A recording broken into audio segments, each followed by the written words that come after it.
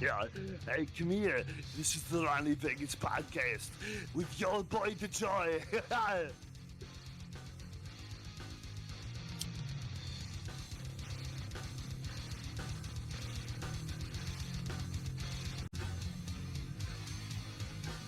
Whoa.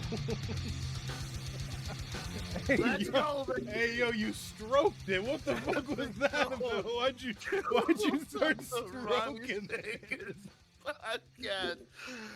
I am Ronnie Vegas, and with me, as always, your boy the Joy? uh, Why'd you start stroking the thing? Ronnie Vegas podcast, episode 2. How you doing, the Joy? Oh, I'm doing great. Much better than week 1. You know, feeling a little bit better. I know. Samesies. Yeah. You drinking out of your Same Viking here. mug. My Viking mug, Viking coffee. Coffee's for closers. For closers. Yeah, you know, Not the openers? important. No, never. What about the Never. people that... What do you mean? I feel like coffee No, is I more don't know. important for the openers. No idea what I'm talking about. Anyway, let's get straight to our sponsor, which is still Exotica Dispensary out there on Route 37 in Akwesasne, New York. They have all your premium flowers, your dabs, your edibles, your nanotechnologies, drinks and coffees and slushies. Exotica Dispensary, slushies? Route 37. They got slushies? They do got slushies. Nano infused slushies. That sounds amazing. Haven't had one yet, but I am going to be smoking some of their Sage and Sour. Sage and sour. Okay. Sage and Sour with a blueberry cone wrap from Zigzag. Shout out Zigzag too. More than welcome to jump on. They are too. No affiliation with Exotica. No affiliation. And how have we been doing since last week, Mr. DeJoy? You know, no complaints. Pretty normal week. Nothing really came out of the blue. Just a lot of editing and figuring out how to get our podcast out there to more people. Make sure to just gonna link the TikTok real quick because I know you're either listening to this on Spotify or watching this on YouTube. No matter how you came to us, you know, we've got a TikTok page where we post a lot of clips. We've got a YouTube channel, obviously, if you're watching in here. We got some shorts on here.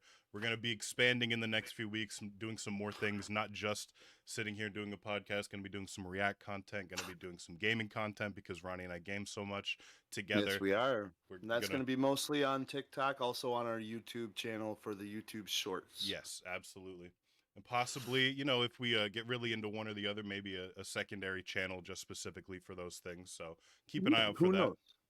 Who knows? We're just we're throwing spaghetti on the wall and seeing if it's done. You know what I mean? Again, like he said that a couple times, and I will always stand on business here that I'm Italian, and I can tell when the spaghetti's done just by seeing how it looks in the pot. Well, you let me know when the spaghetti's done, and we will get. Also, there. Quick question for you about spaghetti. Yeah. Do you make spaghetti often? Or I is do. it just I constantly have spaghetti and like fettuccine in my house. When you make your spaghetti and you put it in, put it in the sauce, you use the pasta water, correct, to mix with the pasta sauce? No. Start doing that.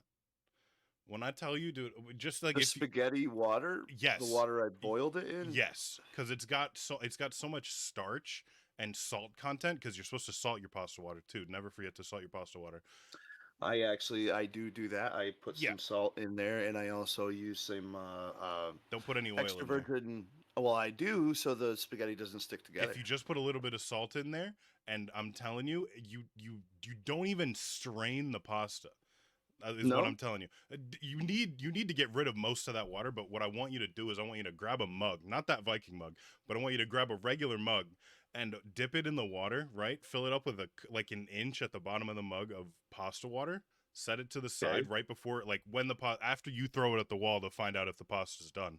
After you throw it at the wall, if the pasta's done, tradition, right? You take a little bit of that pasta water out, right? And then you take tongs and you tong the pasta out and put it into a separate pan that's been heating up the the pasta sauce. Like if you just get pasta sauce out of a can, which first of all you never should. You should make your own pasta sauce. But I'm lazy. I'm lazy, and I get it out of a can a lot too, or the Yeah, glass bottles or whatever. that's pretty much what I do. Alfredo or marinara, whichever one you pick. Also, if you mix them together and make a nice little like orange, that's phenomenal too. But put whatever sauce you have it heating up in a pan with a little bit of butter and some like Italian seasoning, some garlic powder, whatever. Have it in a secondary pan, big enough to hold the pasta and the pasta sauce in it, and then tong the pasta directly out of the Tongue water, it. Tongue directly out it. of the water right into the pasta sauce, and then pour the remaining pasta water on there and start mixing it together.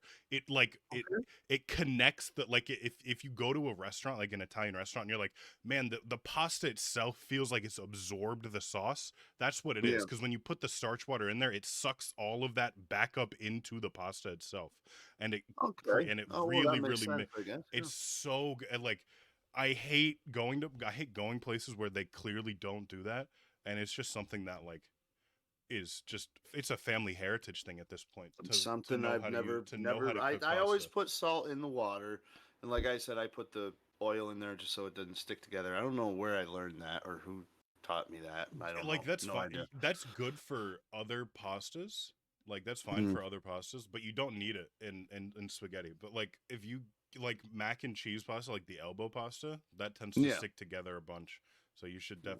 This isn't a Pretty cooking. sure This I isn't a actually, cooking podcast. I bet you I learned it from working at the pub at St. Lawrence University back in the '90s. Because you'd make so much of it. I think that's where I learned it actually, working there. I mean, this isn't a cooking podcast. I don't know why I went off on a tangent on cooking pasta. I I mean, made I wanted spaghetti like today. who doesn't like spaghetti? Who doesn't need tips on spaghetti? I'm telling you, if Come you on, guys aren't using pasta water, you're cooking spaghetti wrong. you hear? Hey, Italian tells you this You is how didn't you hear cook it here spaghetti. first. You That's should how have you heard it do. from your fucking Italian grandmother. But you guys, Well, you not obviously. all of us have Italian grandmothers, dude. We can't do that all the Man, time. Not everybody can do that. Not that's true. everybody has that luxury in life. That's true. If you have ever watched any cooking video of a truly Italian man making pasta, he will always tell you to keep some of that pasta water. Before you strain the pasta water, just even if you don't want to do it, just look at it and you can tell that all of the starch from that pasta has been like added to that water, and just adding it back to the sauce just makes that pasta suck it up so well. I'm gonna make a drink called Your Boy to Joy, and it's just the flavor's gonna say pasta water. Please, That's all it's God, gonna pasta say. water by itself is obviously gross. It's just What do you mean? fucking starch and water. Put a little seltzer in there and give it a little kick. You know what I mean? No, That'd probably work. absolutely Yep, not. yep. I'm making it patent And pending. then you just cook it in that secondary pan until some of that water like steams off or whatever, and that sauce rethickens, and it's just so good. Mm-mm-mm. I'm definitely So, making some spaghetti. did you see? Did you since we're not a cooking show, Yeah. we'll jump into some more news. Jump into Did you something see else. that Boeing is grounding a lot of their airplanes?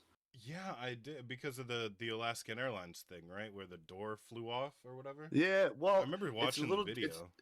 It's a little deeper than that actually. There's been some catastrophic accidents because of a new system that they have installed on this new Boeing, which is basically the 747 Max, but they put bigger engines on the same plane, just bigger engines to make it go faster, whatever. So to offset it from stalling out when it goes up, they installed like I think the system's called MCAS, and it's just a tiny. It looks like a little like Wi-Fi router antenna.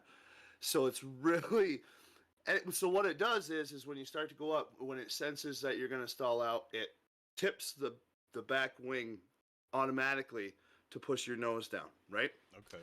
So you're already flying, a balloon comes up, or a bird, or anything. Knock that little thing off, or make it damaged at all, and it'll just make it do that. And I guess it's caused a couple nosedives. It's on the outside of the plane? It's on the outside of the plane, like where the pilots sit. You know, you imagine the front of At the the plane. nose, You know, like at the bottom of the nose? it's down. It's kind of like way down by their left foot. It's just a little peg that sticks out, and yeah, you know, maybe in post we can find a picture of it and put it right here. Yeah, maybe. But Yeah, it'll go right in yeah, that corner. but it's tiny. It's smaller than this microphone, sticking out. I'm just And, surprised that it's and outside multiple of the people plane. have said if a balloon hits it, a bird, any sort of damage, if it's just, so they're poor designs. And then this led to the quality control checking, and that door has flew off. And good thing they weren't at actual cruising altitude. They were still kind of taking off, because it could have been bad. People could have got sucked out. Um, but anyway, so they started doing more safety checks. Ends up like bolts are just missing. Yeah. They're so they grounded all the Boeings. So I do know this, and I will tell our listeners this. I know only one site, Kayak. You can actually over to the left side, and it's become so popular recently that they moved this search filter up to the top of their website. Um, Kind of and plane. again, that's Kayak, and you can pick what kind of plane, or select all the Boeings and say you don't want that kind. Wow. Yeah. That's how far they've like I when I think of planes, I think of Boeing. Like that is the only like Exactly. it's so Exactly. But there's wild that actually a lot of other, you wouldn't think, but there's actually a lot of other brands that are really safe and everything like that. I'm not by any means shitting on Boeing, whatever. Maybe they'll come out of this, whatever. I'm just here to report the news. what I'm reading here is that a separate report launched prior to like the door plug incident where the door flew off the plane, found gaps in Boeing's safety culture, including a disconnect between management and employees, and fears among employees about retaliation for reporting safety concerns. Yes. Yep. Yep. Yep. And there was a body cam video. Some guy he was walking around one of the Boeing warehouses. He had his phone recording, and he was asking the workers, just like, water cooler talk. He's like, "Would you fly one of these?" 9 out of 10 people are like, "Dude, are you kidding me? You see what's going on here?" Like, they know it's just not being built right. So it's it's wild that something that's so particular on being exact, like I mean, eh, like the fact that the workers are even saying that it's not up to code and they're just can it's bad. like It's a bad and that situation. apparently they feel fear of retaliation if they go Retaliation. and tell somebody, like probably Yeah. because it's going to cost more money, or maybe that the people that they tell they're going to think that they fucked up or something, and that they're just going to be like, oh, Yeah, you're I going to get mean, fired for this or building whatever. vehicles are one thing. There's a chance that, if the vehicle malfunctions, whatever, that person can be safe. If an airplane malfunctions at cruising speed, if the MCAS system decides, hey, we're about to stall out, and it makes them nosedive, they can't correct that at cruising speed, cruising altitude. I mean, it's catastrophe waiting to happen. I hope they get it figured out. So apparently, a Boeing employee removed and reinstalled the door plug a few months before that happened on that Alaskan Airlines flight, and Boeing is refusing to hand over important records to say who was working on that plane and who did that. Oh, refusing Or now. not necessarily refusing, but Boeing has not turned over important records to investigate probing the door plug blowout on the 737 MAX carrier this year. I mean, I get it, man. This could spell bankruptcy for, like, what you said, what you think of when you think of airplanes. You think of Boeing. That's what you think of. This Yeah. could be. This it could be. I don't know. We'll see what happens. It's strange because it seems like the FAA is giving Boeing 90 days to produce a plan to fix its quality issues. So A it's giving them plan, a plan, not even not implementing not the not a plan, deadline. Yeah, not even not a implementing deadline it. to Just implement the plan, just 90 days to come up with a plan step one, build them right. and build them correctly. I Step mean, you've been one, building them right forever, and now you literally just take 90 days and go from start to finish in your building process and see and ask the people that are working on them maybe every run some single day. orientation or something. You know. Just ask the people that are working on them every single day, like, why do you do this instead of this? Oh, because you're afraid your managers are going to fire you for doing it that way? Well, forget about that. We're going to fire that manager. Literally, it's that simple. But of course, they won't do Clean it that. up, clean house. No, they won't do They it. won't do that. I They mean, won't do it. I hope that they do, but of course they won't do that. They'll just No.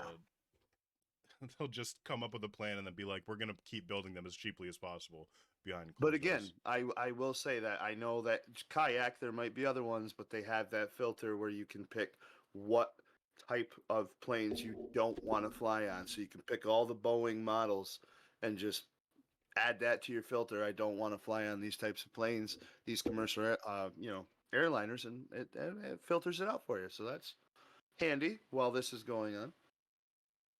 I, Also, in the news, did you see that there's a Netflix documentary about Ivy Ridge, which is actually just up the road from me, about 20 miles?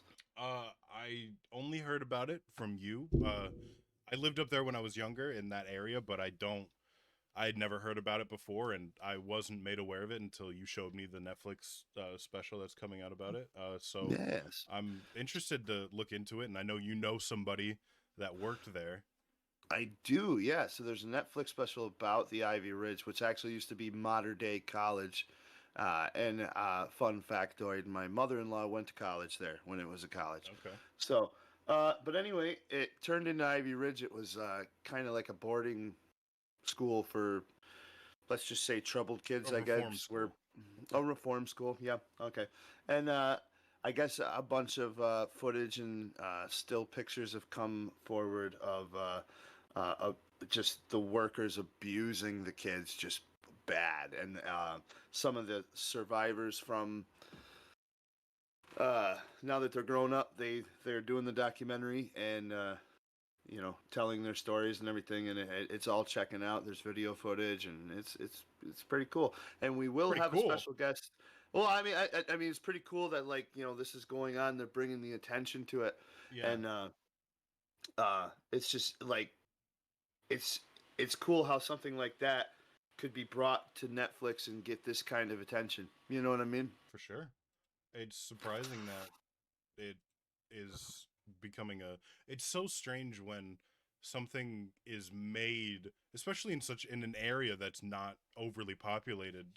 In that area, For it's real. always interesting when something happens that doesn't normally happen in that community or whatever, and then it gets national like attention and eventually Yeah. getting a Netflix series made about it. I Yeah, remember that's when what I mean by it being cool. Normally, it's just swept under the rug, and up here the population's not dense at all. Yeah, and it's that's what I mean is like a whole Netflix special about it, and it's taken off on TikTok, and it's it's it's bringing a lot of light to a lot of shady things that went on, and I think that's cool. yeah, I think it's obviously good that it's bringing attention to that, because obviously it needed to be brought to light about all of the awful things that were Yeah, happening there.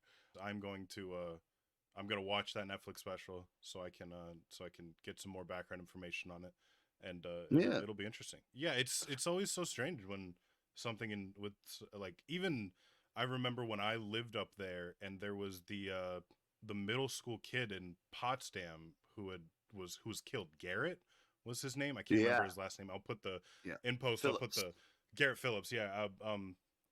I remember when he was like, it was such a, because like nobody knew what happened when it first, and I was like in middle Mm-hmm. school, and it was in like, my mom worked at a college in that town. Like I drove past the house where it happened anytime I would go Oh, there to. were billboards and Yeah, it signs was everywhere. everywhere. It was all over the Yeah. place because It nobody knew ended what up had hitting happened. CNN, right? Not only that, they made it was either on Hulu or HBO or something like that. They made a show about it.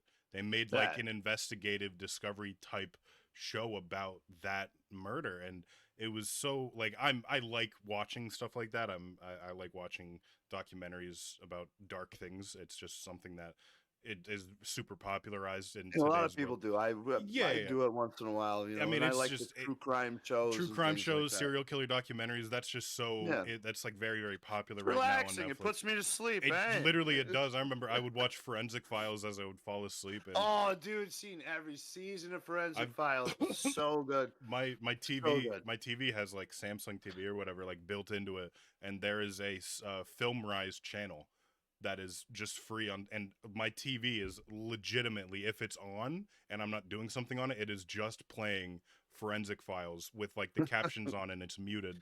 Like 90% of the time, that's what's on my TV is just Forensic Files. I've The seen every forensic single team episode. used a solution called luminol. Yeah, Luminol is. It's like, dude, we know. We've watched I've 17 seasons. We watched know what every single luminol is. episode. Hey, but it's for the people that have never watched it. Yeah, so I remember when they made that documentary, and I was just like, it's so wild that a small town can, like, you always see these things happening in bigger cities, like, oh, Yeah, like you've seen like the Night Stalker documentary that was in L.A. and like Son of Sam that was in New York, like all of these things, and then like those are the videos you're used to watching, and then you just get a special about a person who was murdered in a town that was 5 miles away from where you lived in the exactly. middle And of that nowhere. I remember my band played a fundraiser for Garrett because the mom had to raise like money for private investigators and everything before the whole CNN thing, Yeah. hit and everything like that. So yeah, it's I don't know. It's different when it happens and it hits home. It's like a different feel. Yeah, like nowadays I live in a big city where it's essentially impossible to know all of your neighbors, and it's like this town is too big to be like, if in Potsdam, if there was a high school basketball game, everybody in the town was going to it. Like Yeah, there's yeah. something like that, even though it's not Or like everybody knew somebody who was everybody going. knew Yeah, somebody yeah, that was going to it, or everyone yeah. knew where everyone was going to How be. many high schools you got in a 50-mile Yeah, radius of you? exactly. I mean, tens, but minimum 10 in a Yeah, hundred. that's what I'm saying. It's got to be 50 probably. Who knows? So Yeah, it's just impossible to know everybody, and it was such a like a tight knit town. Like you feel like you could speak to somebody who knew him personally, no matter who you spoke to, or no yeah, matter where you were in that area. You like someone who knew his mom very well, or someone who yep, anything like that, or was like knew the family, or knew what he did because he was like a lacrosse player or something, or he played some kind of sport. And there would be like, oh yeah, like people that were, because it was like a very similar age to me personally. Like at that time, I think he was a grade or two above me. He was in a different yeah, school, but it was a grade or two above me in a school that like the football teams would play each other, and like all of the, yeah. Potsdam and Canton are only like 8 miles yeah, apart, so 10 miles like their apart. teams They're would not play each very other all far. the time, if there Yeah, was like competing sports or whatever. So at some point, like people that I knew that went to my school had played against him in whatever sport he had played, or had known him through somebody else. So it definitely hits closer to home when it's something like that, especially in such a small knit town. Like I had people that had passed away when I was in high school, but even at that level, like my high school was so big that like you I just didn't know yeah, them. Like I didn't know yeah, them personally or whatever. Like someone would die, not necessarily in such a strange and gruesome way that he had passed, but like in a car crash or something like that, and be like, "Oh, did you know him?" And I'd be like, "To be honest, maybe I saw him passing in the hallway or something like that, but I never had a class with him, or I'd never done something like that, or known him at all, or anything yeah, along those lines." So it's always very different when it's a smaller community for that. yeah. Definitely, definitely different. Definitely different. Let's move off of the macabre a little bit here. Let's move off. We went pretty dark there. Obviously, it's a very sad topic, talking about It is. the situation that's going on at that reform school in New York. It's obviously closed now, correct? Yeah. Yes. They didn't like I reopen. They didn't put a sign no, no, no. reopened under I new think management or something. I think I think actually a company from China bought it, and they're teaching like English to Chinese people there or something. Okay, interesting. Yeah, yeah, something like that. Because I mean, we have we quite a few. I guess there's a pretty big need for that up here. I So didn't know that. yeah. But yeah, let's move off that. Let's talk about something fun. Last episode, we got to know your boy DeJoy pretty well. Yeah, and I think this episode, not necessarily that I don't know Ronnie, and the people that are watching this, especially at this point, are generally directly through Ronnie watching this, because he's been promoting it so heavily, and of course we love that, and thank you for all the people who are listening, and we appreciate your Pray ears very hands. much. Prayer Pray hands. hands. Thank you very much. But I think that even some people that maybe know Ronnie might want to know some of these questions too. I think they're a little more off the wall, and not the basic things that you might talk to your friends about. So I just they're basic things that just I think are interesting, and I would like to get his perspective on. Okay, let's do it. Yeah, because I've had my fair amount of questioning throughout my career, and like you said, most of the people listening know what I've done. So this should be different. Yeah. So yeah, let's go. Let's go. I'm excited. First question in the Ronnie Vegas interview here is if you could interview anybody that's alive or dead, who would it be? And why is it Jeffrey Epstein? It is not Jeffrey Epstein. Yeah, that would be a good interview though, especially now. uh Yeah, alive or dead. If I could interview him now, I could be like, so that's true. I guess like yeah, I huh? wasn't even thinking about that obviously. Yeah, it could be like, did you actually do that yourself, or you Obviously he know, didn't. who was it? Obviously he didn't. Come on. Yeah, no, that would Two actually be a guards good don't interview. fall asleep while the cameras are shut off, and somebody who's taller than the height that he was hanging from. Exactly. No, okay. So if I could interview anybody alive or dead, Yeah. boy, I I don't, I find Elon Musk pretty interesting. I'd like to pick his brain. Maybe a couple of the people I see on Ancient Aliens once in a while. Wouldn't mind picking their brains. Okay. I'm But I'm as surprised far that you as like said Elon Musk. historical, well, as far as like historical figures, like would I want to interview, somebody who's been dead for a couple hundred years, couple thousand years? Like, yeah, but damn, dude, what am I gonna talk to him about? I'm gonna be like, If they've been dead I for a couple thousand years, that's what I'm they saying. probably Like, don't who even would speak you? English. But that's my point. Like, who would I interview? Like, I know a lot about, but I think Elon Musk because I don't know a lot about him, and I think he's got He a does. lot of knowledge up He's there got in his that old fingers in a lot of noggin. pots. He does a lot of different Yeah, things. That would be. I That'd think be. it'd be fun. I think it'd be fun to talk to, just sit down and talk to, even.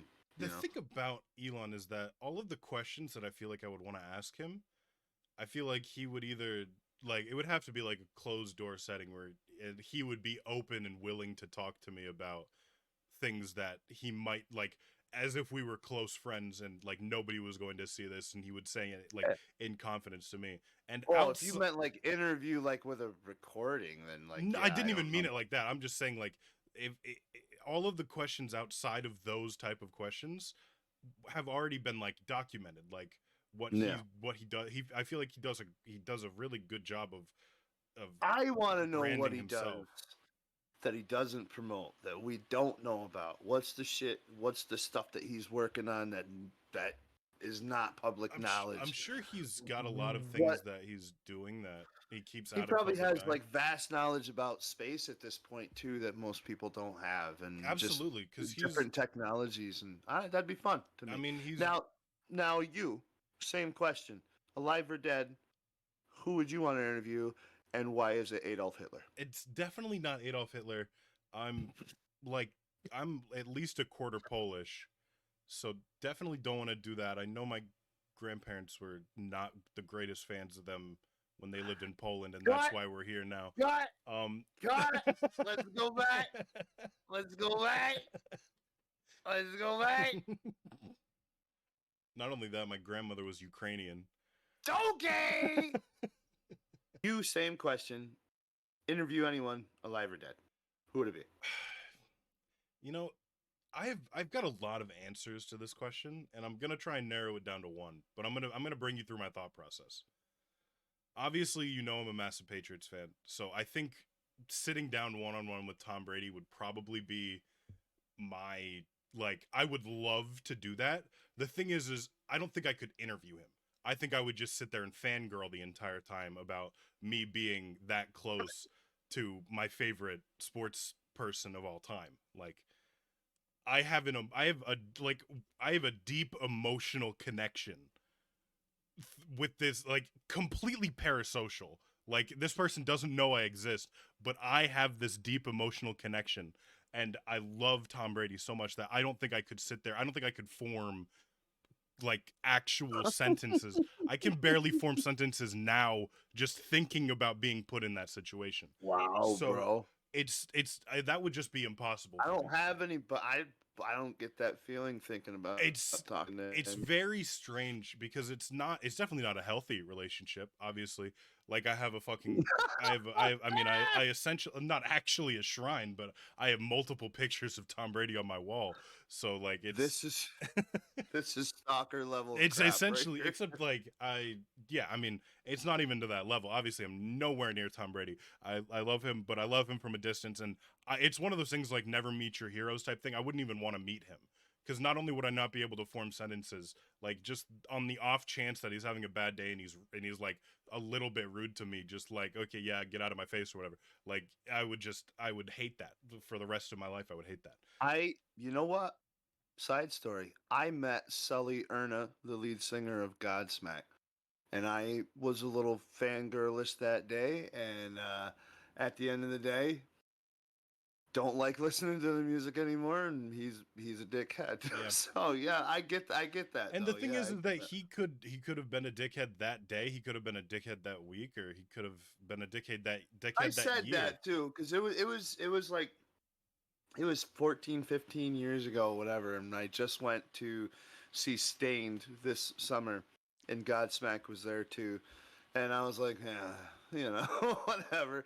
So I watched him, and when he was on stage doing his bit and doing his talking between things, I was like, if he hasn't changed in 15 years, I mean, Everybody you know, changes in 15 years. that's what I'm saying. Yeah, So and it's like whatever. if He was a dickhead then, though. I can straight up hey say. that and 2011 Salierna was a piece of shit. and shit. Maybe at this point he understands and believes that he was a dickhead at that point too. He was like, and he regrets that time. Well, reach out, Sully, because I fucking opened for you, and all I wanted was a picture, you dick. I mean, yeah. I mean, people can have bad days or even like bad periods of their life where they're not Hey, happy. Mr. Erna, can I get a picture? Hey, who called the cops? Fucking. Called the cops on you. No, not the cops. It was just security. No, that's a lie too. It wasn't even security. His manager came It over was and like, hey, bro, fucking. could you leave? Fucking yeah. It was pretty bad. I'm gonna pick. I'm still going through the thought process here because like I said, my answer isn't even Tom Brady. Um, it would, it would. I'm gonna rapid fire questions to you. I want answers right off the rip. Ready? Who would you interview, alive or dead? Go. So again, there's multiple areas that I can look through this. Wrong. It's Harry Carey.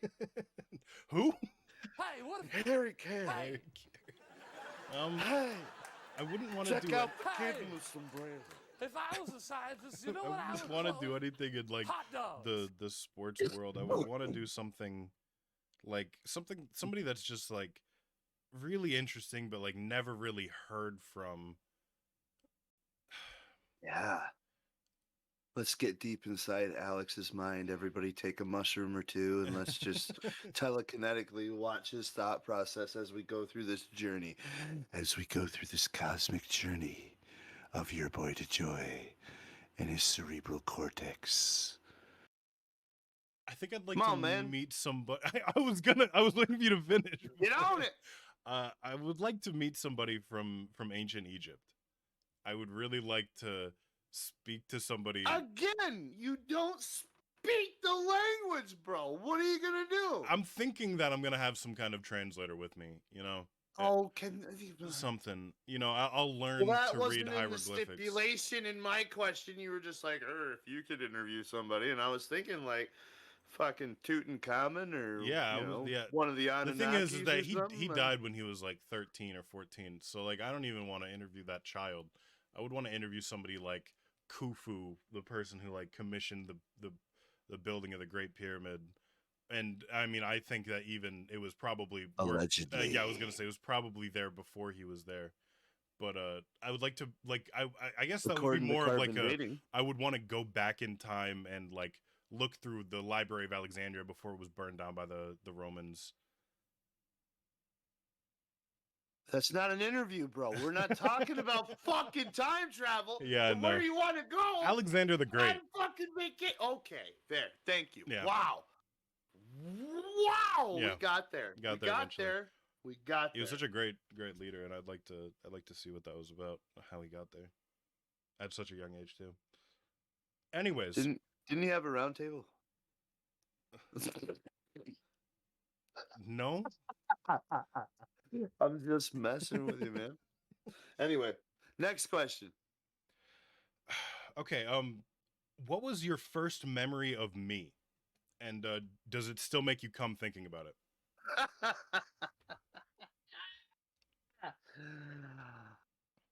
Yes. Okay. Um. Because obviously it was on Xbox. I just want to think about like what your first memory, your first impression of me was. Oh, first impression of you. Yeah. Uh. Because I remember I. bullying you. Yeah, I think you did quite. Yeah. I mean, my first. Oh. So you mean at the end of the gaming session? What did I think of you?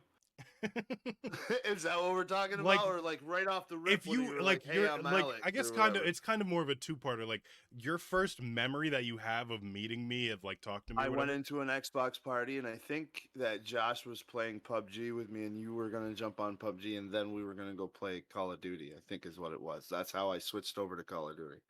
Good.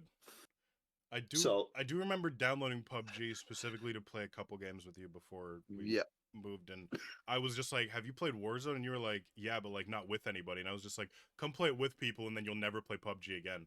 exactly. Yeah. So at that point, I thought you were an all right guy. At that point,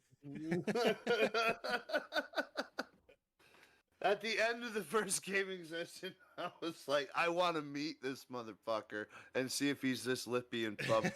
I remember you saying that a lot. Yeah, A and I lot. am. Oh, and I am. I'm a smartass. I'm more of a smartass in person, honestly. Yeah, you've grown on me like a wart. Yeah, yeah. You know what? I do that. I definitely do that. Yeah. And that kind of leads into my next question because you said you liked me at first, and you said I grow on you like a wart. Was there ever a time when you truly didn't like me? Like, uh, like when I joke about your age? Like, I know you hated that for a long time. We got in a lot of I screaming did. matches about me talking about like asking how like How how the did it feel? prehistoric era was and Okay. living through World War II and all of that stuff. And obviously it was all jokes, but you know, All right, so to answer that question right now, yeah. no, that's the answer. Oh, right now you're truthfully mad at me. Okay. No, he's truthfully mad at you. No, I've maybe gotten off Xbox a few times and been like, man, that guy's a dickhead or something. But truly mad at you? No, I don't think so.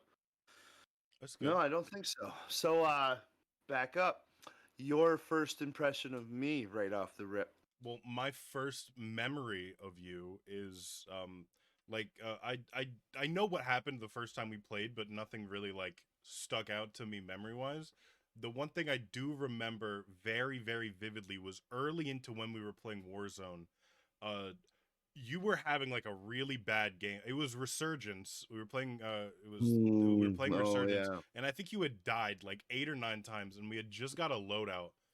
Yeah, And that actually, no, sounds no, no, no, no. accurate. It was even after that. It was you had died like 8 or 9 times, and then we had just bought you back because the Resurgence timer was over, and we bought a Mm, loadout so you could get guns, right? mm-hmm. Like Yeah, when you landed back in, and we sounds threw the loadout on when all we bought checks out. you. You landed and got killed by the loadout drop. Oh You landed and got killed by the loadout drop. yeah, And yeah. Josh and I's characters in the game turned and looked at each other. And you just started going crazy. I mean, screaming and Oh like man. just going through all of your voices that you go through and just screaming so loudly. Ah, And this must have been our maybe second or third time playing with you, and I just accurate. remember thinking like that was probably when it hit me just like, okay, yeah, this guy's not a normal 30-year-old male. No, sir. No, nothing normal about this guy. Oh Nope, yeah, I do remember not even that. a little bit. And also Mm. continuing on to my following question, I've never been mad at you to the point of where I don't think I've ever been upset with you. It's always been jokes. No? And even if I say something that's meant as a joke and it's taken some different type of way, which I do get, I sometimes I don't know when to stop joking, like no matter how much it hurts somebody's feelings.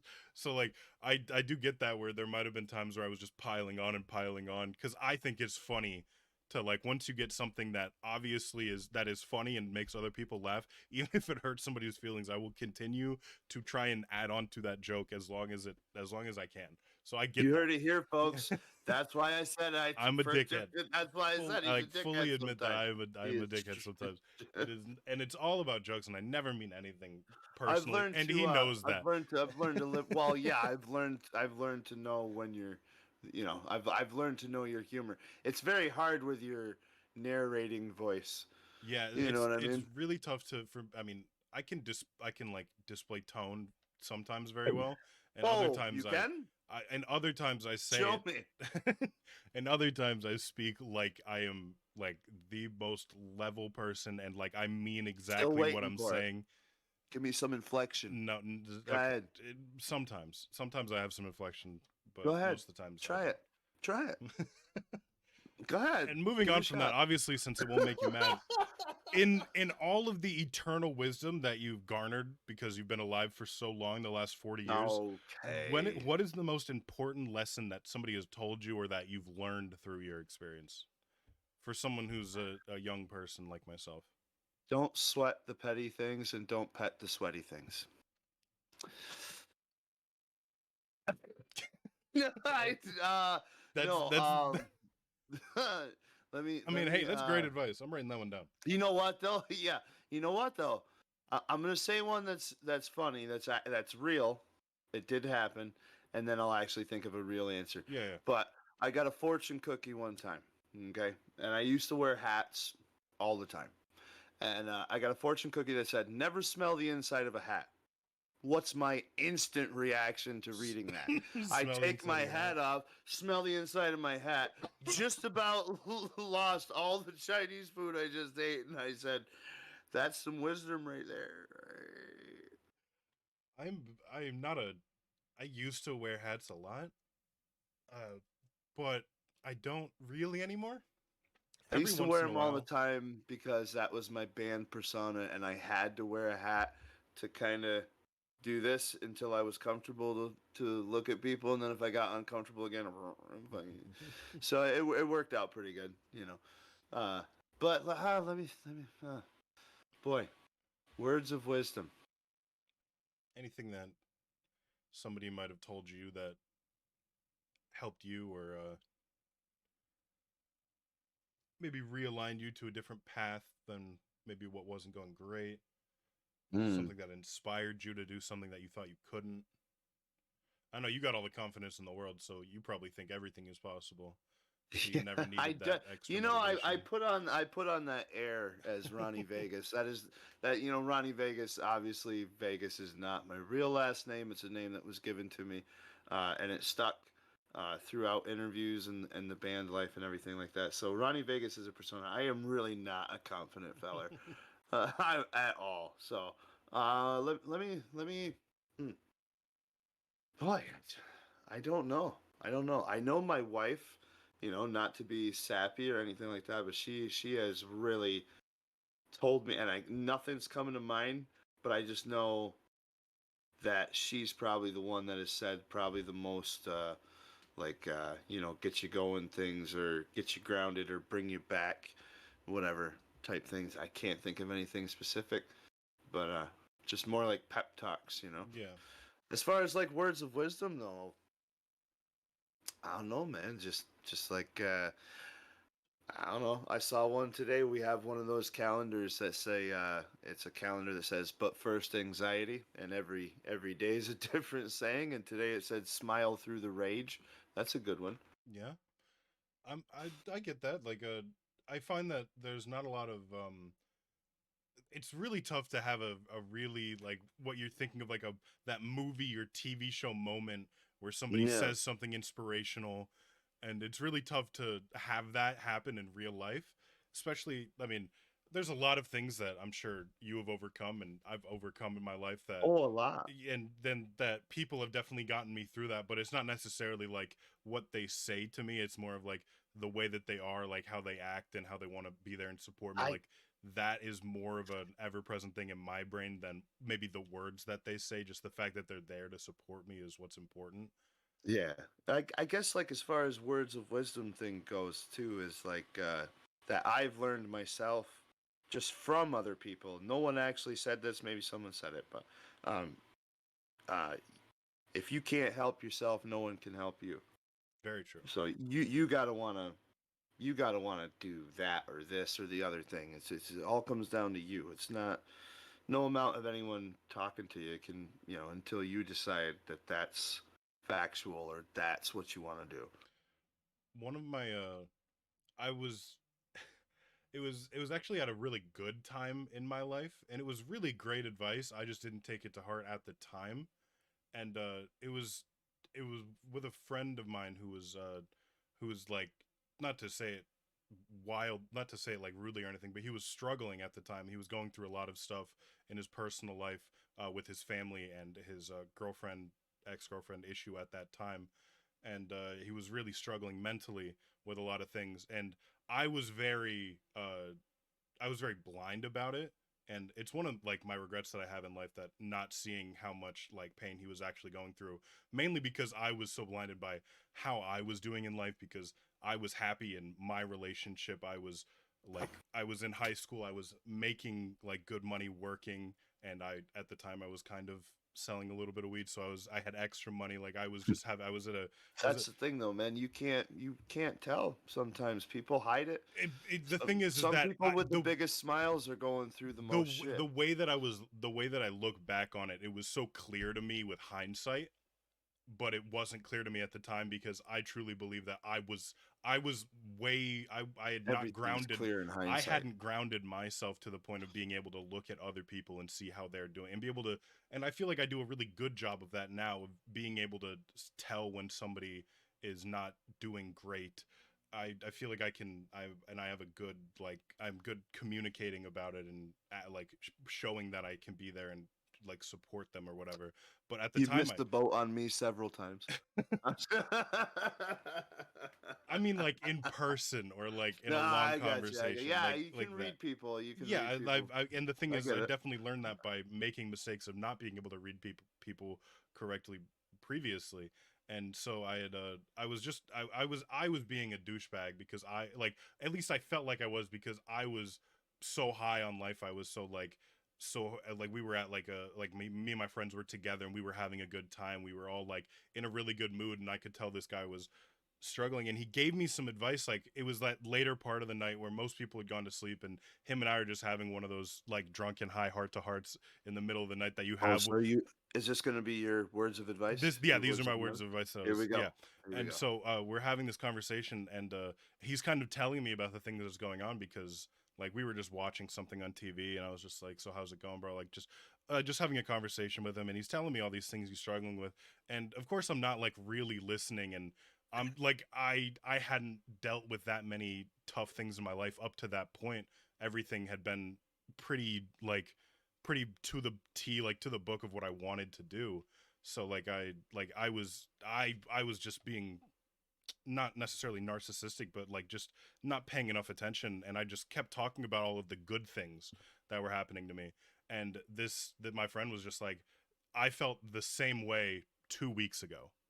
Like, and that is, Oof, and yeah, something like that's that, it really made me think for a second. I was just like, this could all disappear in a day.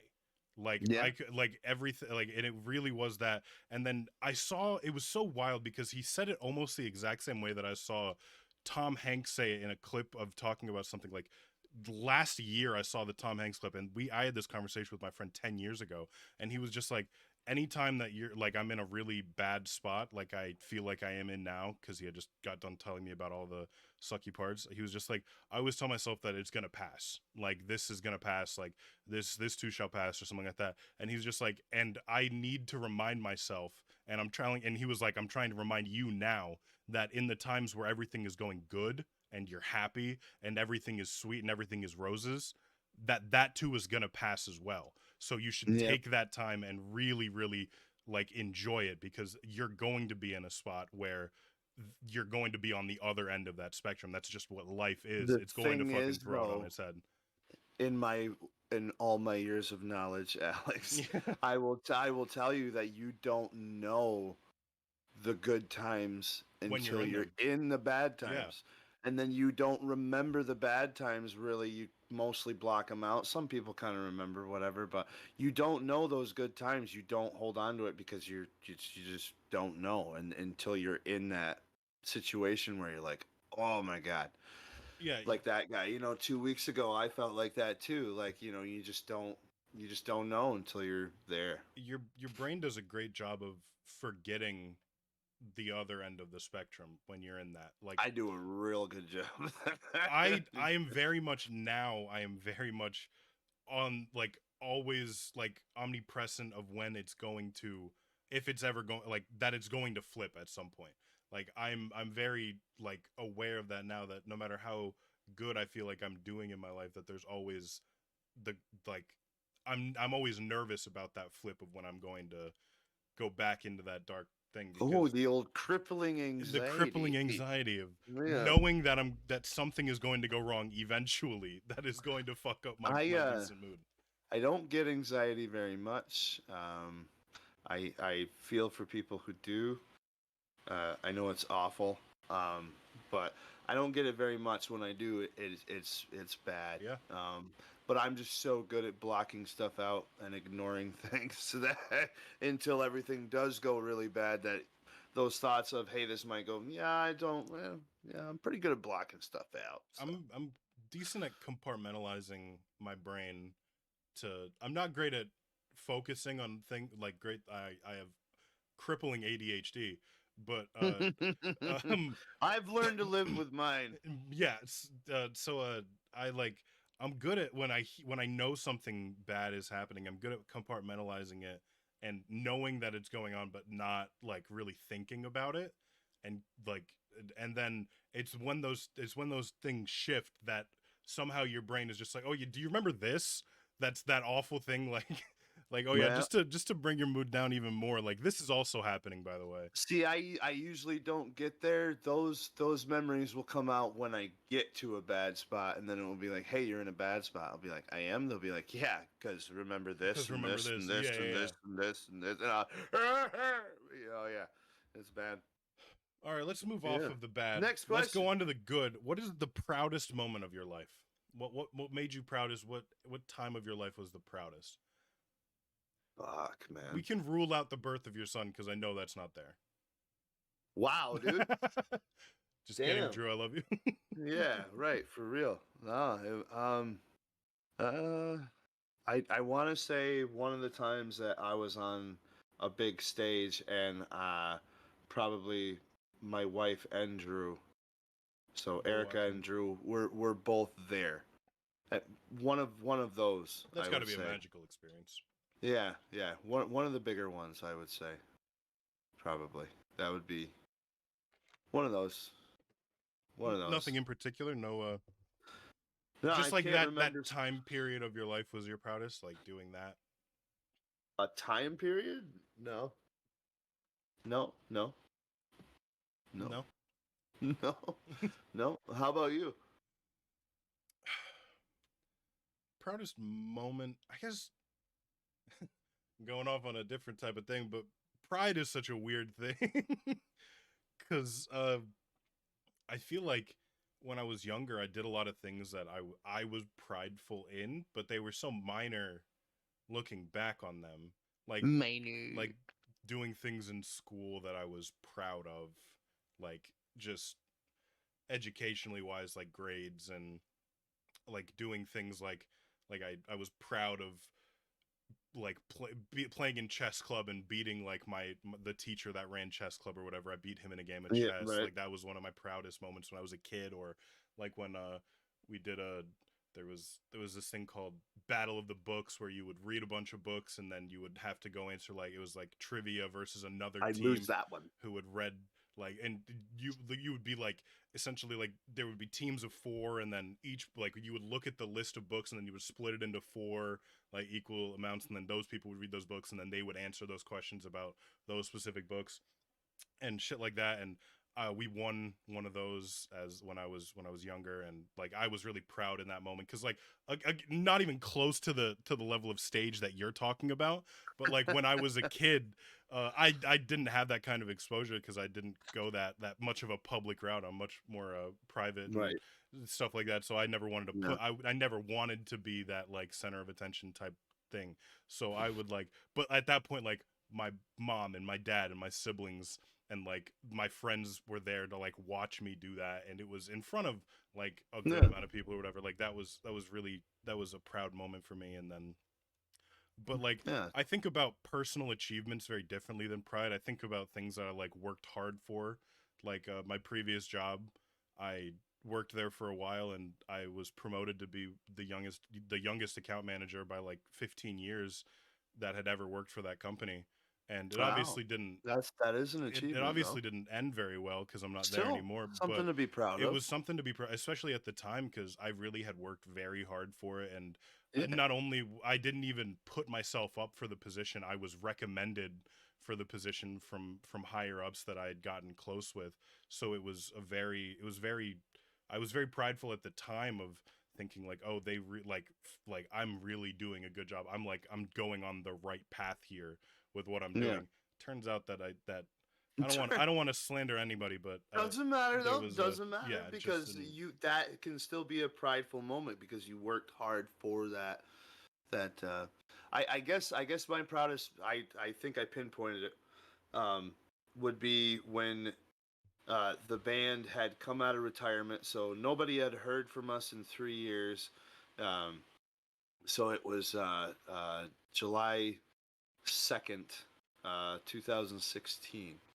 That was a reunion show. We hadn't practiced or even been in the same room together since 3 years. And we had the show put together. It was us as the headliner. At the time, I had lost 180 pounds, so I was really fit, probably the best shape of my life, and I was on that big stage, and people were there to see the band, and my wife was there, Drew was there, my mom and dad were there, my brother was there, my sister-in-law was there, uh, I think my father-in-law was there, a couple other musicians, like Larry Holly and just a bunch of people. A lot of people were there. That was that night probably was the most proud I ever felt of myself, I guess. That's cool. Yeah, That seems like an awesome moment and very yeah, something to be very proud of, yeah. especially if And you we spent like extra money. We had like a wicked light show. We had vertical foggers. So when my skinny little ass jumped up on this light box, the light turned on, the smoke went up, and I was like, oh yeah, it was good. went wild. Yeah, it was good. That's a great moment. Yeah. That's a great memory to hold on to too. That's awesome. Yeah, it is. Yeah. Well, and the best thing is there's video of it online That's searching awesome. around. So if I ever do forget, I can get on there. Oh, hey, that's my skinny ass. I actually still got video of my first ever concert playing, which was actually on April 20th, 420, 2001, and it was in a high school. I still got the video on VHS. Actually, it's on DVD now. I was But 1 years old, April 20th, 2001. I played my first show. I was in diapers. Played my first show, actually with the same guitar player that we had in Tirade, Tick. Me and him were in a high school band together. A couple other dudes, Wes and Joe, and we played pretty much strictly Rage Against the Machine that night. We played about, Love Rage I Against think the it, Machine. I think we played 12. Name me 12 Rage Against the Machine songs. Go. Name me three. Without, don't touch your computer. Go. I will not touch my computer. Rage Against the Machine. Mm-hmm. Obviously, we got Killing in the Name. Right. We That's we ended the that's the big show one. with that. We got Bulls on Parade. We got we played that we one. got Guerrilla Radio. We did not play Guerrilla Radio. Sleep Now in the Fire. We did not play Sleep Now in the Bomb Fire. Track. We played Bomb Track. Settle for Nothing. Bullet in My Head. We Know played Your Bullet Enemy. in My Head. I We love played Know Your Enemy. I love the 20th anniversary special edition is so good. The thing is that you asked the wrong person for that because I do like Rage Against the We Machine. played People of the Sun. We played The Ghost of Tom Joad. We played No Shelter. We played man. played so many. It was good. We played Wake Up, the Matrix one, the one that was in the Matrix movie there. Yeah, and then we played like Limp Bizkit. I've never We seen The played some Matrix. we played some Deftones. You never seen the Matrix? No. Yo, I've got a very dude. weird tunnel vision when it comes to movies. I've got some weird blank spots. We will get on that on a other episode, bro. That's a whole nother discussion. It's a whole nother I'd like to know your discussion. How top many more 10 movies. questions we got? Just a couple more. Oh, we will do that. That's a We good will one. do that. We Do will some dive tier into the lists. movie I realm. like that. What's the most trouble you got into as an adult or as a kid?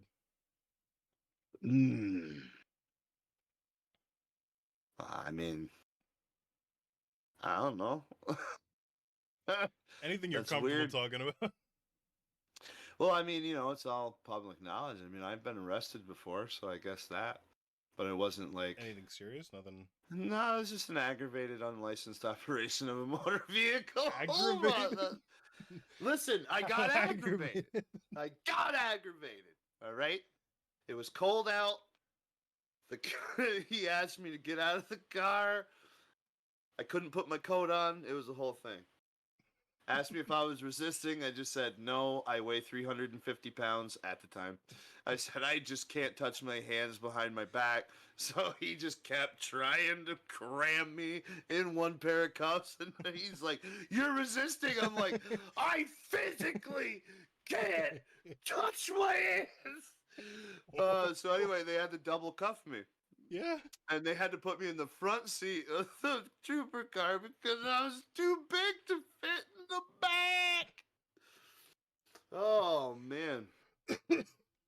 Yes, sir. That's probably the most. And then so I get in the car after the whole thing. Oh man, it was a whole thing. The cop was just like, do you have anything sharp on you? I'm like, I have a cell phone and a wallet. He goes, do you have any drugs, paraphernalia, this and that? I'm like, I got a cell phone and a wallet. He goes, do you have anything that can cut me? Blah, blah, blah. I'm like, I got a cell phone? Wallet.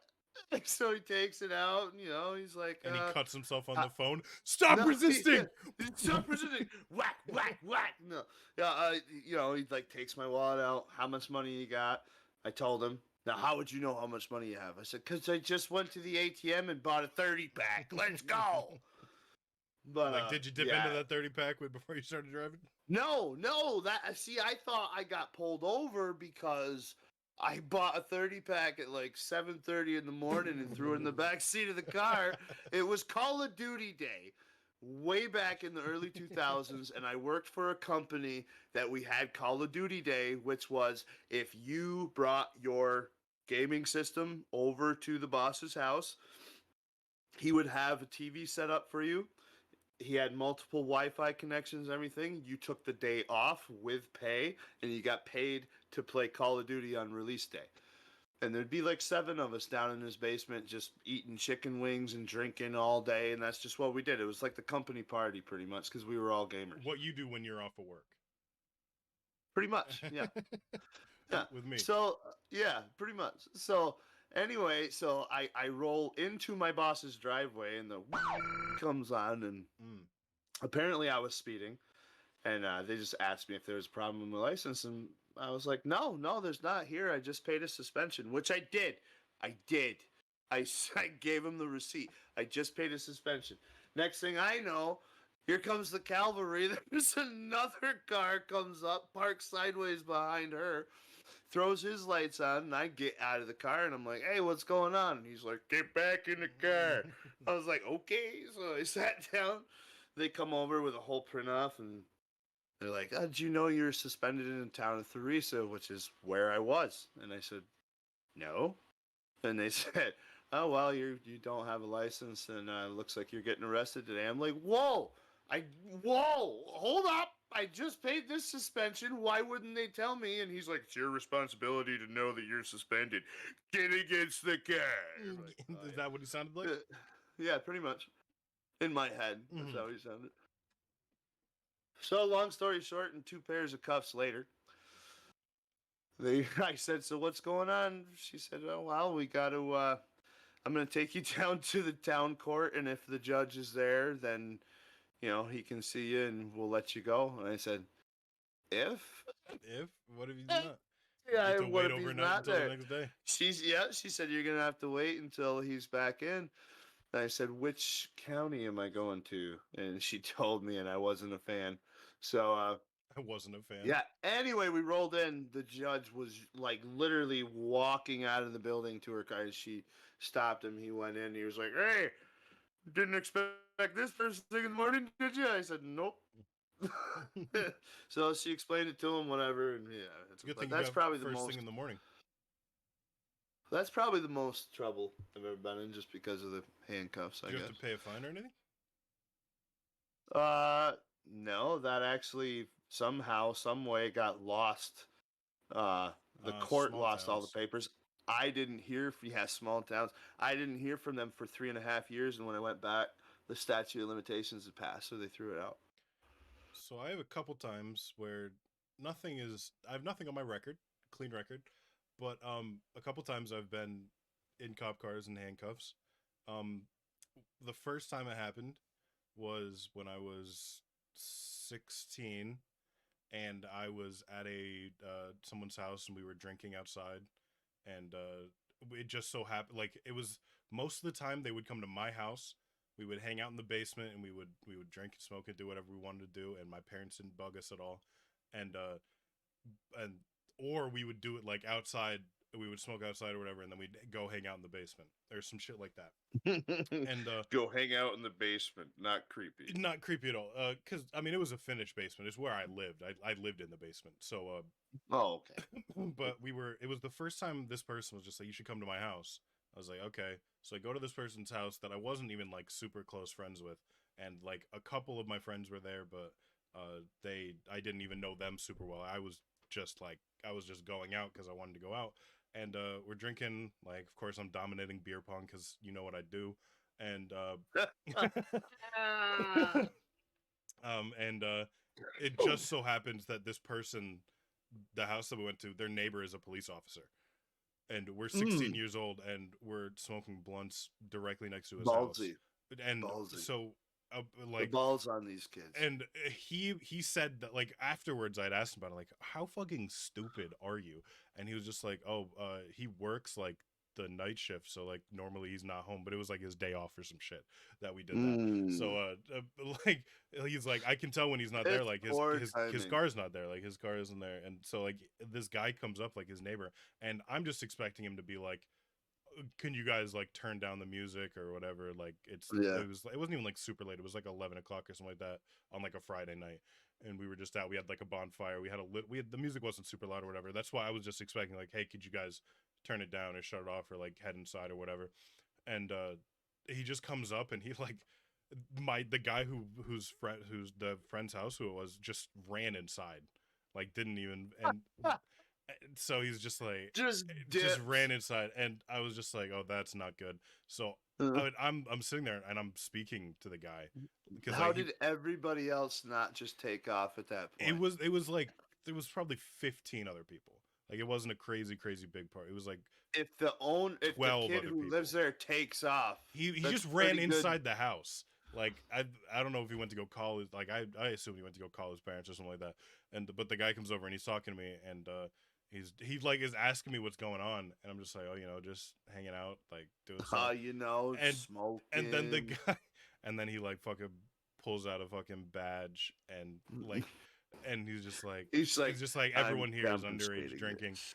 And I was just like, yeah, everyone here is. And he's just like, where did you guys get the alcohol? And I was just like, I'm just here. Like Your mom. I'm like, I just got here, dude. Like I'm not even and the thing is like I wasn't drunk at all, so I was pretty still, I was coherent. I was fried as shit. But luckily I didn't have anything on me. Like I didn't have And you're anything.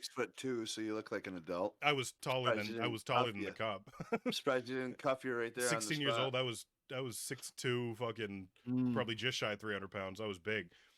And so I'm talking to the guy, and he's just like, yeah, I've got other people coming. And I was just like, oh, that's great.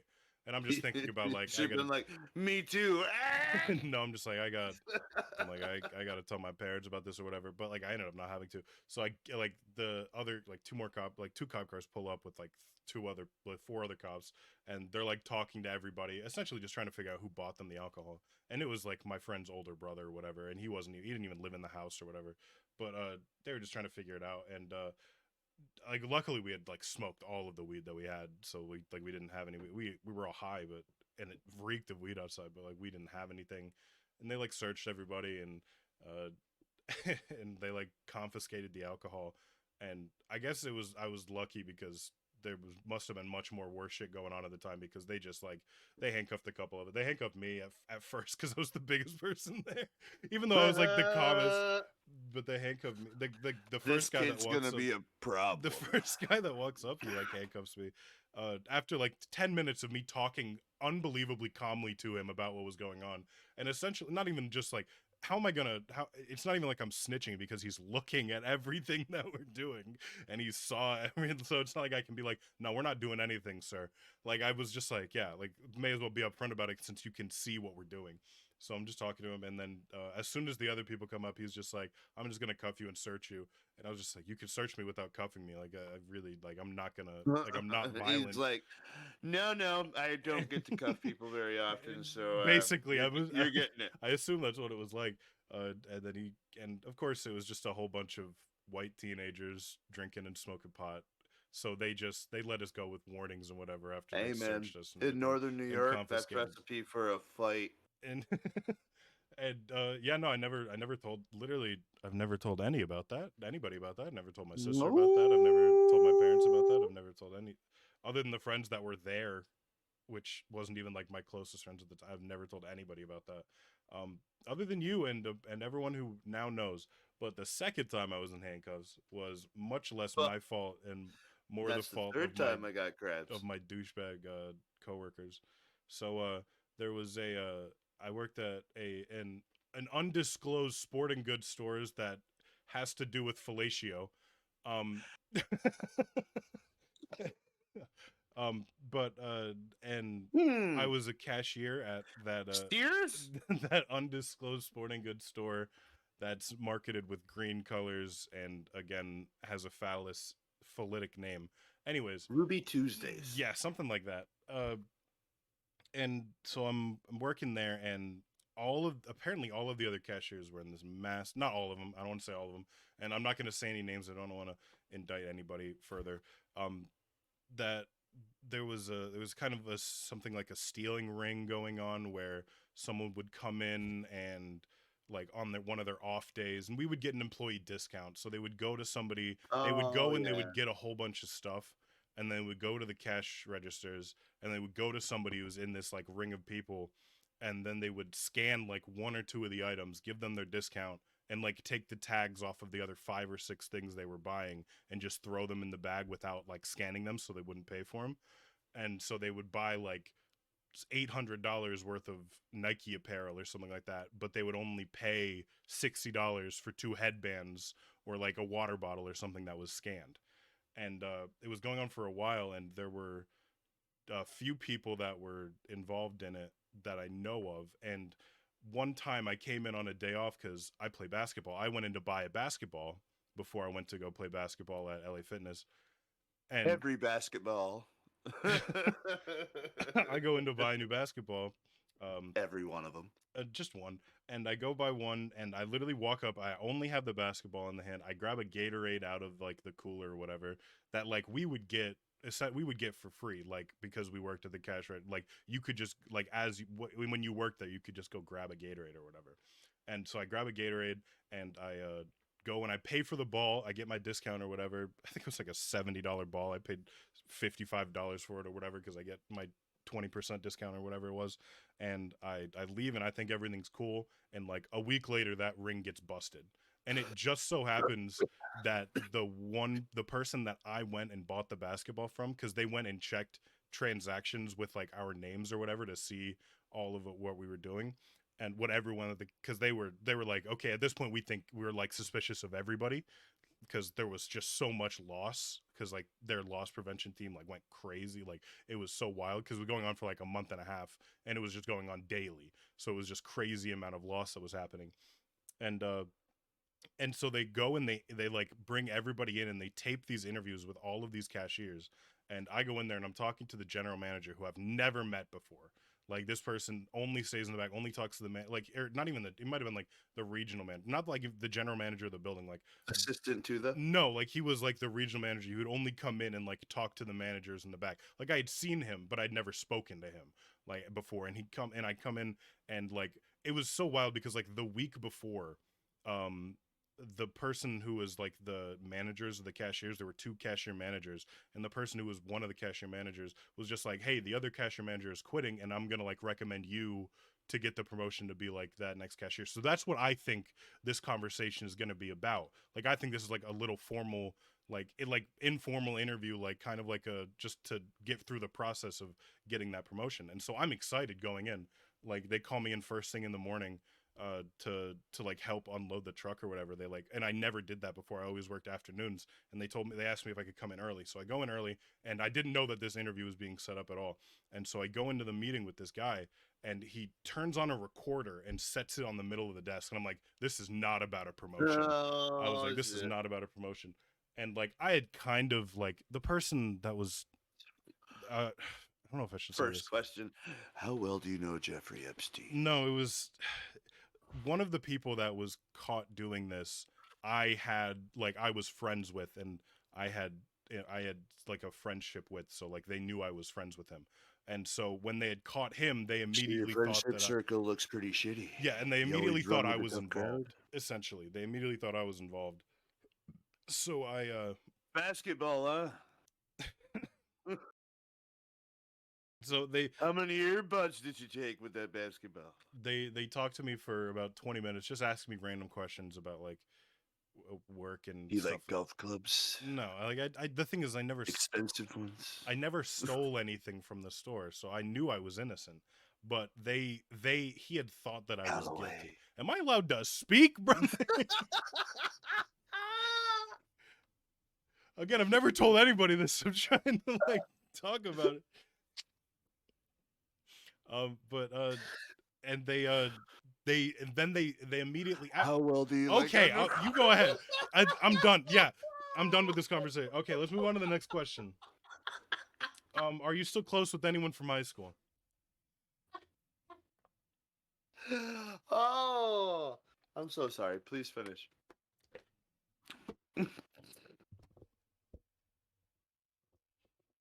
I'm just waiting for you to move in again and start talking as soon as I fucking start. I'm not gonna. I'm backed up. Please continue.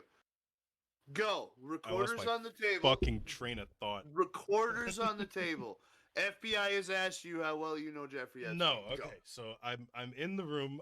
The recorder. I'm back here. He sets the recorder on the table, and I immediately know it's not about the fucking interview. So he's talking to me, and my friend that I hung out with outside of work a little bit, he got caught doing it. So they immediately thought I was guilty. I knew I was innocent, but they had like the preconceived notion that I was part of this ring.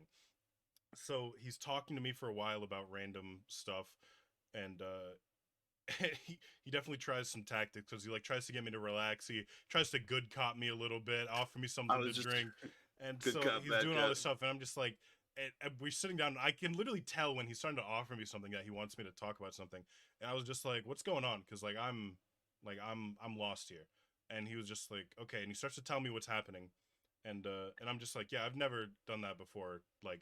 I've come in and I've bought things on my days off, but I've never stolen anything from you. And I was just like, and I literally say this like offhandedly, and I'm just like, other than like the Gatorades that we get for free in the cooler. And apparently that was like my manager's rule and not like company policy. So like, he immediately goes like, oh yeah? How many Gatorades? How many Gatorades did you have? And I'm just like, oh my God. And so like I'm just like, can we just talk to my manager about this? And then my manager comes in and clears it up and talks about like, yeah, like we're like I just give them to him or whatever. Like I pay for them at the end, like when I go to write them up or whatever, I pay for them. And I was just like, okay, cool. And like we cleared that up, but they still Like the guy was like, okay, well, we're just gonna follow through, and we're gonna need all of your receipts from everything you've ever bought with use like Oh senior God, the employee discount, basketball. and then we're going to like compare it with footage to see what you brought up to the cash register and stuff like that. And I'm just We're like, also gonna add up and I'm all literally the just like, Gatorades. I'm like, I don't keep any of my receipts. I literally said that. I'm like, I don't keep any of my receipts. And they're like, okay, well, we'll find. They were like, give me your debit card so we can scan it, and so we can like get all of your receipts through our system. And I was just like, Yeah, sure. and I was just like, no, I'm not going. I literally said, I'm like, I'm not gonna do that. And they were just Yeah. like, we will get like a warrant, like a subpoena for it. And I'm like, go if Do you, it. and I'm like, if you want to do that, if you want to go through those like routes, you go ahead and do that. And I'm like, I can bring you in all of the things that I purchased, and you can scan like the codes on them or whatever. Like I can bring all of the things that I purchased that I still have boxes for, something like that. Because like the basketball I bought, I definitely threw the fucking box in the recycling before I left the store. Like that, like I'm not even in possession of most of the stuff that I purchased. And so I'm talking to him like this, and he's just like, "Yeah, we'll get like a warrant or whatever." And then he leaves the room. He takes the recorder with him and leaves the room. And then I'm sitting there, and I'm just like, "Ugh, this is so fucking stupid." And I know I'm innocent, but I have to deal with all this shit. And then he walks back in with two police officers. And I go to, and let me tell you the fucking wildest thing. Like, I know I'm not guilty. 1000% I know I'm not guilty. These cops walk in. Pepper spray. I think they're here for something else. Like, that is how innocent I feel. I go to shake the cop's hand because I think he's like, I'm greeting him. I'm like, hey, like, do you need to know more information about my friend who was caught? That's what I think they're coming to talk to me about, because they're pressing charges on him, like about stealing and whatever. So I'm thinking that that's what they're coming to talk to me about. So I go to shake the guy's hand, and the front cop goes, I don't shake hands with criminals. And I'm like, I'm not a criminal. I say that. I'm like, I'm not a criminal. And he's just like, we'll decide that later. We'll decide that later? Whoa! What are you talking about? Whoa! And so I'm like, what do you mean by that? And he's just like, at your trial. And I'm like, Oh, my trial? And I look at the manager, and I'm just like, my trial? I say that to him again, like dumbfounded, and he's just like, yeah, we're gonna like I said, we're gonna subpoena you, and we're gonna get like a warrant for like your phone or whatever. And I was just like, you don't need to arrest me to do that. You don't need to press phony charges against me. I will like, and I was just like, I literally pulled out I go to swiftly pull out my wallet as the cops are, no. I'm just like, I literally like put my hands up. Like, I'm going to grab my wallet, and they're like, no, you should not do that. I'm like, okay, well, like search me and take my wallet and give him my debit card that I used to buy all the things. Like, I don't care if he scans it now. Like, I don't How do anything illegal. easily you don't care if he scans it now, Mr. Get a Warrant? Basically, I'm just like, you can grab my wallet out and give him the card, and they go, well, it's too late for that. And I'm like, oh, great. So they take me down, they fingerprint me, they photograph me. They fucking, talking about going in the back seat of a cop car, they had the big SUVs, right? Like they had the Ford Explorer, whatever, the big ass SUVs. Exploders. But it's like fucking bomb proof in there. So there's this thick ass metal wall right at your legs, so you don't get like the leg room underneath the seat. And like I said, I'm 6'3", so I'm fucking crunched up in there. Don't get leg I'm room. crushed basically. And that cop hated me for no reason. He cuffed me so fucking tight, right? When he first cuffed me in that room. Dude, not only did they cuff me in that sporting goods store and walk me out of it, they walked me through the store, out the front door, parading me through, like parading me through the fucking store. Like I know you've never seen Game of Thrones, but like the Walk of Atonement, when fucking you have to get naked and like and walk down the streets of King's Landing and get fucking shit thrown at you. Like, it felt like that. I'm one of the 2% of the population that has not It's seen like a that. Like single it was episode my of Game of walk of Thrones. atonement for something I didn't do. But all of my coworkers see me getting dragged out in handcuffs. So I'm walking through and I'm just like, I'm innocent, but I'm fucking quitting this job. Like I'm quitting this job. So they walk me out the front. They take me to the fucking they take me to the police station, and they go to uncuff me, and it's a different cop uncuffing me and like processing me than the ones that arrested me. So the guy goes to uncuff me. Like they put me in a holding cell for like an hour before they processed me.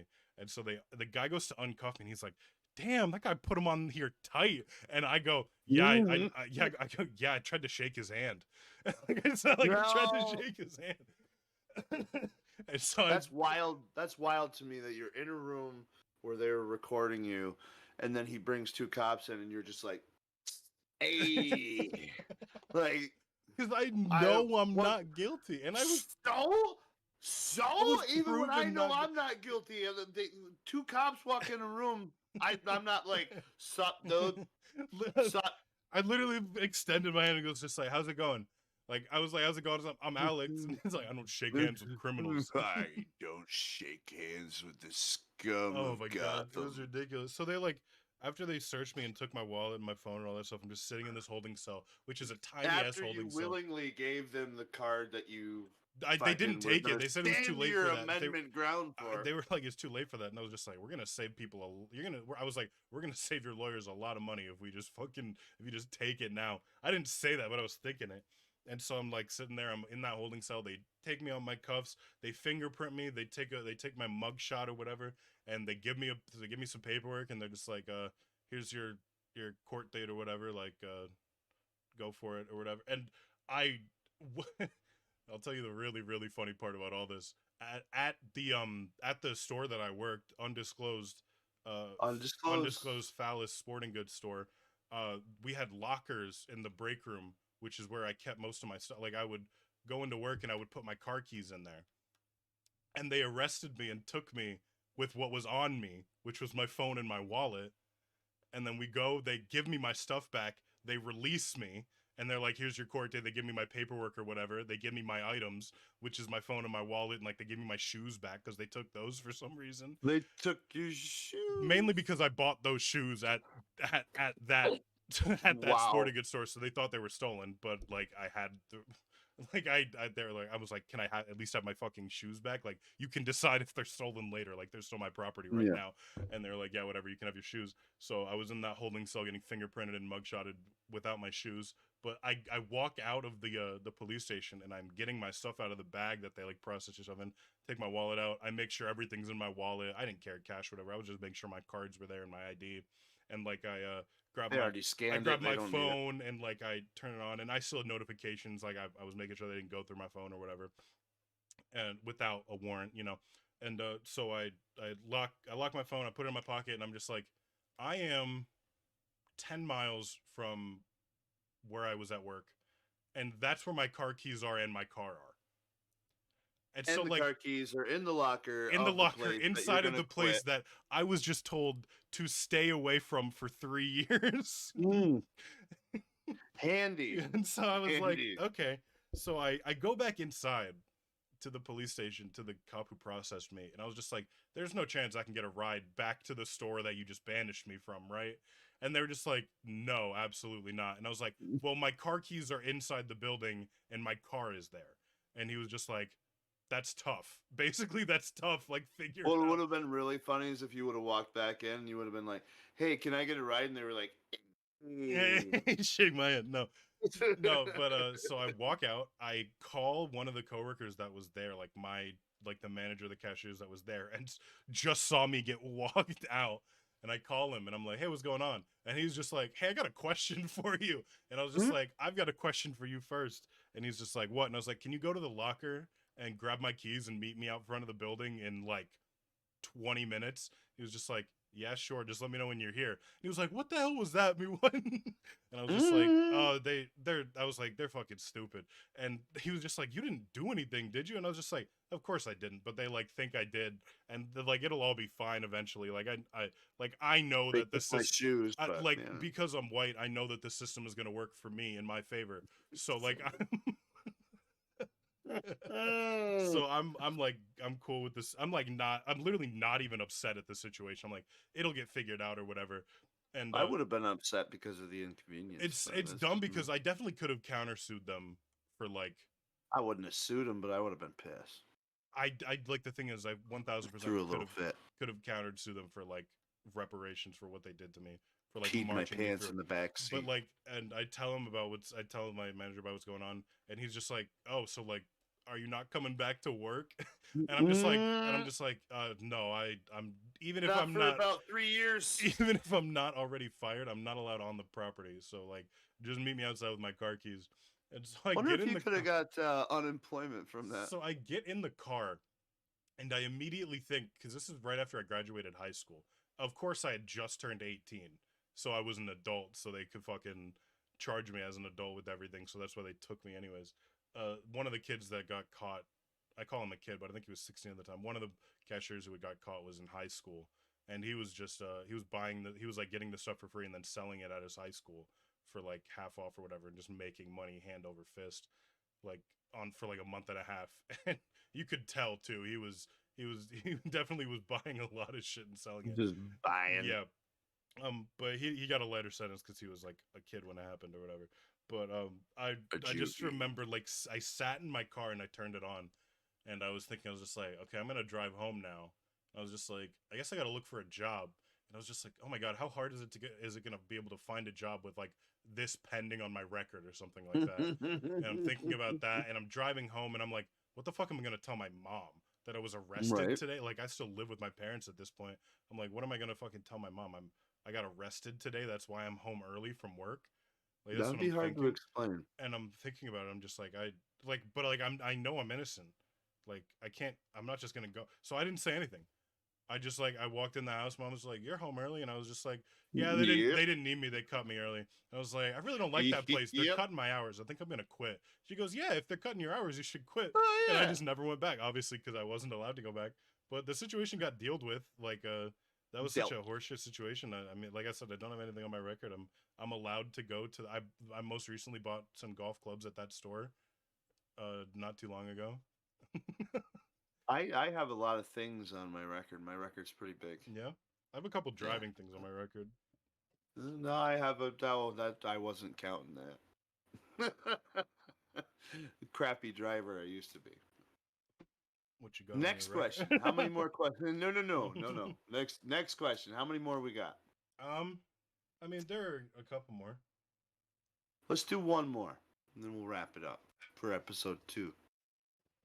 All right, let's go back to some serious stuff here. If this was the last conversation we ever had, Oh, what would you say to me? I don't like this. It's not going to be the last conversation we ever have, but what if it was? I Is don't there like anything it. that you haven't told me that you want me to know? Is there anything that you maybe think I know but maybe want to reiterate? What do you mean? I Like, have do no I idea. know? Do I know it's the last conversation we're gonna have? If you were aware that this was the last conversation, like it was like Fuck, like dude. you and I are on a plane and it's crashing and we're both gonna Oh, die, and there's well, that's a different situation. somehow the pilot is really sadistic and he's counting down the amount of Okay. time until like the end of Okay. our life. We got like a minute, and he just starts like, yeah, in 1 minute we're gonna crash in a fiery death ball. Like say your last I words or whatever. mean, I don't know, dude. I'd probably just say, "Hey, man, it's been nice knowing you. Had fun knowing you." Like, I don't. What am I supposed to say? Like, I don't know. Like, even in this moment, like, if I knew this was like, what am I supposed to say? I really enjoyed my time, You wouldn't be with like, you. I guess. in 1987 I killed a man and No, why the his fuck would I bones. tell you that? Why the fuck would I tell you that? Why? No, nope. No thanks. I would immediately I'll turn take to that you. one right to my I would grave. immediately turn to you and be like, I was responsible in Queen Elizabeth II's death. I was the second gunman on the grassy knoll. I was No, the Umbrella Man. Same question for you then. What would you say to me if you knew this was the last fucking... It's a hard question, dude. I would immediately try and make a joke. Like, I would be like, I would look at you and I'd be like, Ronnie, this is the last time we're gonna see each other, and obviously there were some great times and some fun times that we had together, but I just wanted to let you know that me and Drew are in a sexual relationship. And and for those who don't know, Drew is my son. Really? That's what you do? That's exactly like do? I don't think I could take it seriously enough. Like, wow, I don't think my brain would let me, because my plane the Boeing is going down, and you're just gonna make a joke. I feel like nothing is better than a little bit of humor, even in a dire situation. Like, I truthfully feel that. Like, one of the greatest jokes I ever heard. When the pilot got to 3 seconds, when he's like 3, 2, I would just say, I shit my pants. One of the best jokes I ever heard was Joey Diaz said this thing where he was like, whenever somebody like that I'm close to, like a family member dies, I know they need to laugh, so I'll call them up and I'll give my condolences. I'll be like, man, that's so tough. How you doing? Like, is everything okay? And then he'll be like, so how much are we getting in the will? Like, what do you want to do? Like, you want me to kill your rat ass brother because he's not getting shit, is he? No. Let's get rid of him. Yeah, I'll take care of that. You don't got to worry about it. Cut him out. And that person that like that they call will always be like, you son of a bitch. Like, I needed that laugh. So I feel like I would always try and make that, like, even if it was my last moments, I'd always try and make myself laugh, even if nobody else laughed. I'd make a really controversial joke that like would be poorly received on the plane, but I'd stand up and do like I do a quick 30-second stand up like to the entire plane, trying to make them laugh and say something just outlandish and be like, well, that's wild. I would say I'll be here all week, but I won't. Explosion. Yeah, no, I don't think I'd that wouldn't be my thought. I would immediately like stand up and be like, I don't mean to drag your attentions away from trying to call your loved ones fleetingly and tell them that you love them. I just want to do a quick 30 seconds on stand up real quick. Just wanted to test it out. It's been one of my dreams for a while. Tell me how I'm doing, because I need some feedback. I don't have the time anymore. And then I like pull up my phone. It's 20 like, seconds. I'm live streaming this on Instagram. Instagram. I'm live streaming this on Instagram. I just want to like make sure. I just want to go viral before we crash and die. I want to get it right. I want to get it's my last chance. I want to finish my tight 5 minutes. Well, Ronnie Vegas podcast episode 2 in the books. Alex, why don't you take us out? I mean, you did a fantastic job there. I mean, it was great to talk to you guys. Thanks for listening. And if you made it this far, go ahead and leave some kind of impression, leave a comment, leave a like or something along those lines. Subscribe to our YouTube. Subscribe to the YouTube. Follow the Spotify page. Follow us on TikTok. Follow us on Twitter. We got a Twitter page. We got everything. Find us. We're out. Ronnie Vegas podcast with your boy DeJoy, episode 2. In the Have books. a good one.